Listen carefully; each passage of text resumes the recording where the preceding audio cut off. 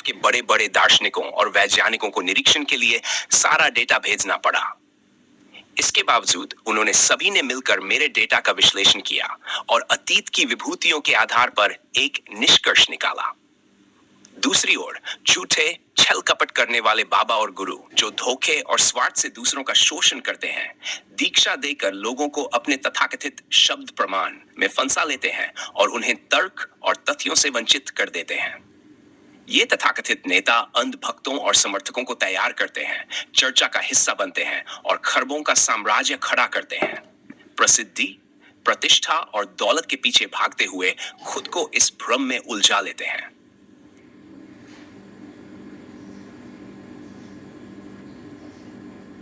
मुझे अपने समीकरण को गलत साबित करने के लिए विश्व के बड़े बड़े दार्शनिकों और वैज्ञानिकों को निरीक्षण के लिए सारा डेटा भेजना पड़ा।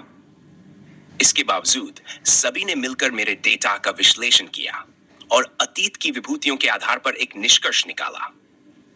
इसके विपरीत झूठे और छल कपट करने वाले बाबा और गुरु अपने स्वार्थ और धोखे से लोगों का शोषण करते हैं। वे दीक्षा देकर उन्हें तथाकथित शब्द प्रमाण में बांध देते हैं, जिससे लोग तर्क और तथ्यों से वंचित हो जाते हैं। ये लोग अंधभक्त समर्थकों को तैयार करते हैं और इस प्रक्रिया के माध्यम से चर्चा का हिस्सा बनते हैं।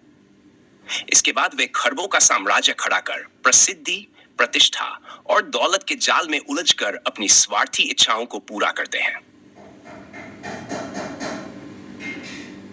मेरे ही गुरु ने मुझे पागल घोषित कर दिया। अब जब से इंसान अस्तित्व में आया है, तब से लेकर अब तक की जितनी भी महान विभूतियां गुरु रही है, मैं उन सभी को पागल नहीं सिद्ध कर रहा हूं, बल्कि अपने सिद्धांतों के आधार पर तथ्यों और तर्कों का उपयोग करके साबित कर रहा हूं।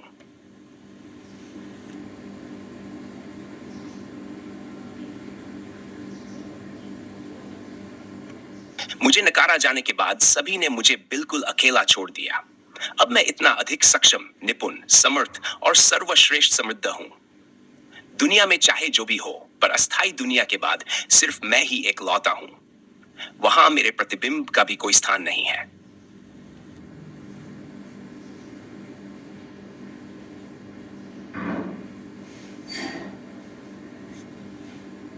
यहाँ आपके पाठ का हिंदी में अनुवाद दिया